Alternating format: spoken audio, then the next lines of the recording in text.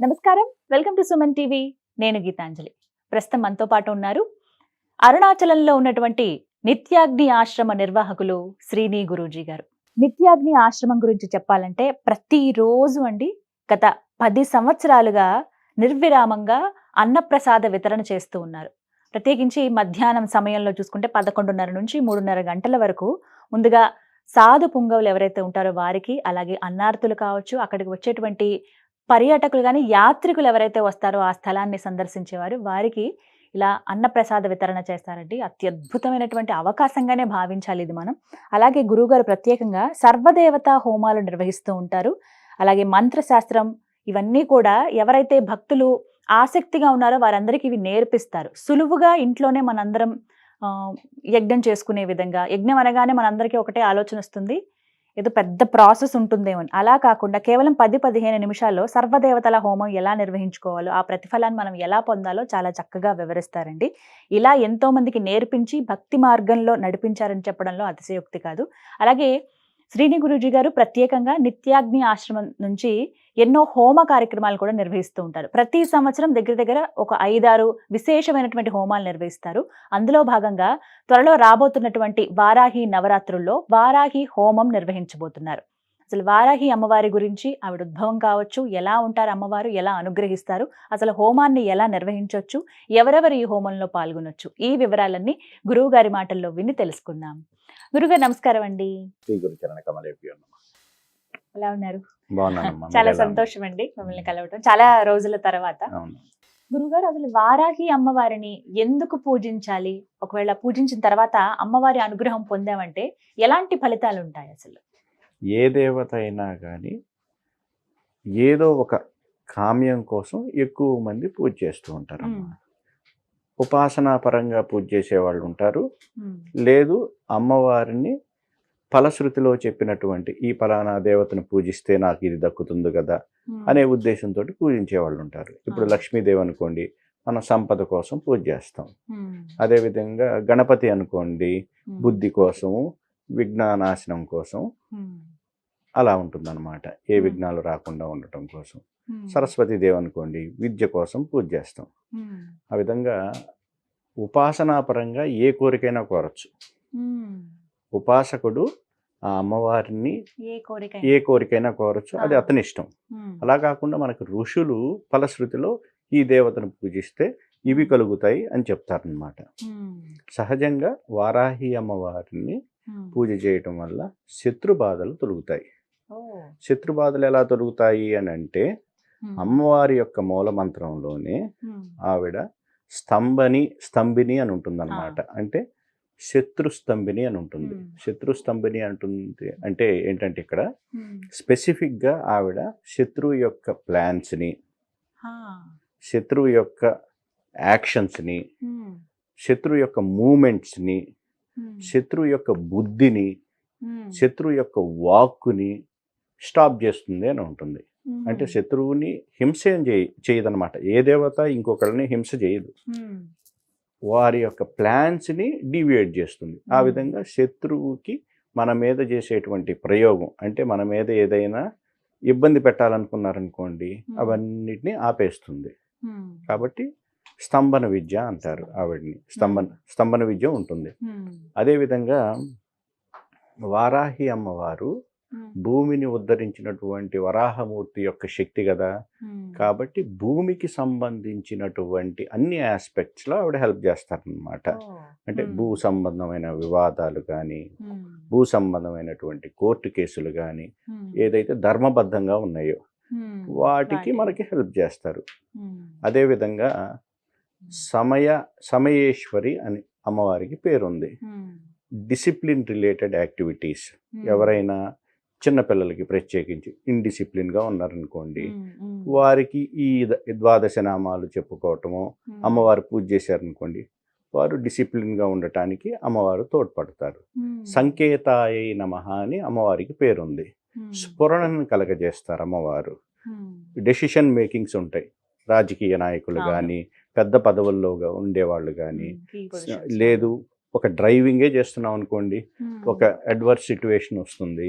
ఆ సిట్యువేషన్లో మనం ఏం డెసిషన్ తీసుకోవాలి, లేదు ఒక పైలట్ నడుపుతున్నాడు అనుకోండి, వెదర్ బాగలేదు, ఒక డెసిషన్ తీసుకోవాలి, స్ప్లిట్ సెకండ్ డెసిషన్ ఉంటుంది.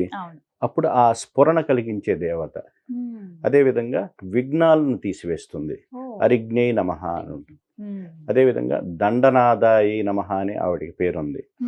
ఇప్పుడు ఈ మిలిటరీలో ఉండేవాళ్ళు కానీ, లేదంటే పోలీస్ డిపార్ట్మెంట్లో ఉండేవాళ్ళు కానీ, వాళ్ళు చక్కగా పనిచేయటానికి ఆవిడ హెల్ప్ చేస్తుంది.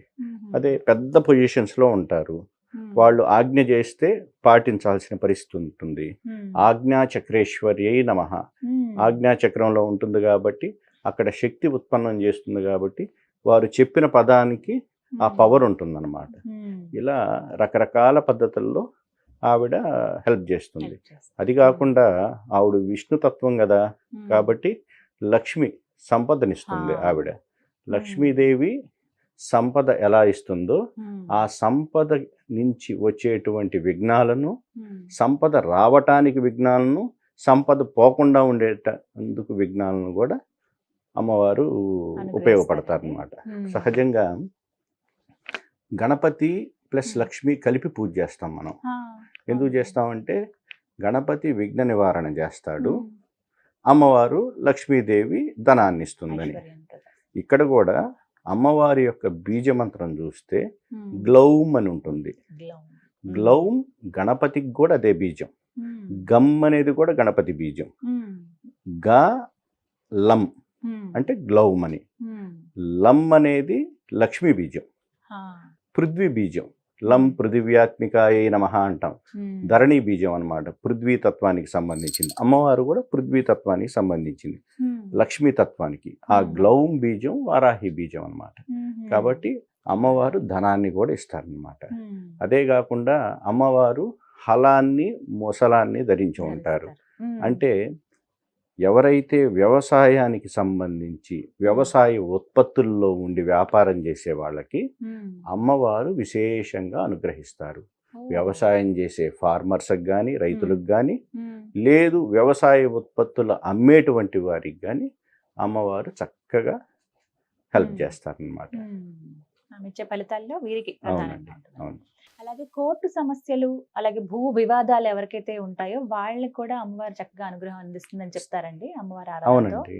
స్తంభన విద్యలు ఎవరైనా కానీ ప్రయోగం చేసినప్పుడు ఆ కోర్టు సమస్య అంతటితో ఆగిపోతుంది. దశమహావిద్యల్లో బగళాముఖి అమ్మవారు ఉన్నారు, ఆవిడ కూడా స్తంభన విద్య. వారాహి అమ్మవారు సప్తమాతృకల్లో ఒక అమ్మవారు, వారు కూడా స్తంభన విద్య. ఏదైనా కానీ ధర్మబద్ధమైనది మన ఉంటే, మన వైపు ధర్మం ఉంటే, అక్కడ భూ వివాదం ఉందనుకోండి, ఎవరో మన భూమిని కబ్జా చేశారు అనుకున్నాం, కోర్టుకు వెళ్ళింది, వారు మన మీద ఏదన్నా తప్పుడుగా ఇచ్చేయాలి, లేదు వారు గెలవాలన్న పరిస్థితి ఏదన్నా వచ్చిందనుకోండి, అమ్మవారు ఉపాసన చేస్తే చక్కగా ఆపేస్తారు. అలా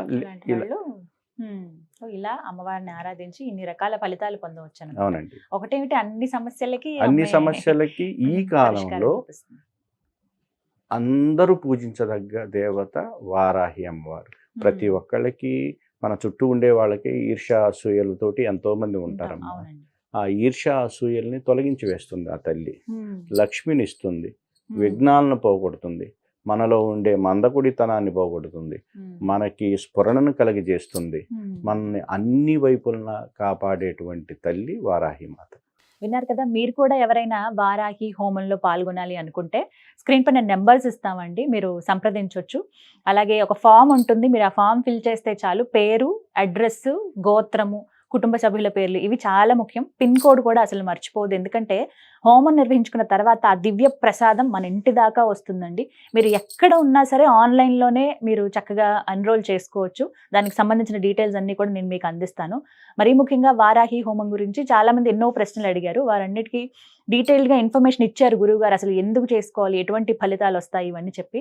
చాలామందికి ఆసక్తి ఉంటుంది కానీ ఎక్కడ జరుపుతున్నారనే విషయం తెలియదు. పాల్గొనాలనుకుంటారు కానీ ఎక్కడ, అంటే అది కూడా ప్రముఖమైన స్థలాల్లో అయితే అది ఇంకా శక్తి ఉత్పన్నం అవుతుందంటారు. అందులోనూ మరీ ముఖ్యంగా చెప్పాలి, నిత్య నిత్యాగ్ని ఆశ్రమం అంటే ఎన్నో సంవత్సరాలుగా నడుపుతూ ప్రత్యేకించి ఒక అన్నపూర్ణగా ఉందనే చెప్పాలండి. ఎంతో మంది సాధు పుంగవులు ఎవరైతే ఉంటారో వారికి ప్రతినిత్యం వారికి భోజనాలు పెడుతూ ఉంటారు.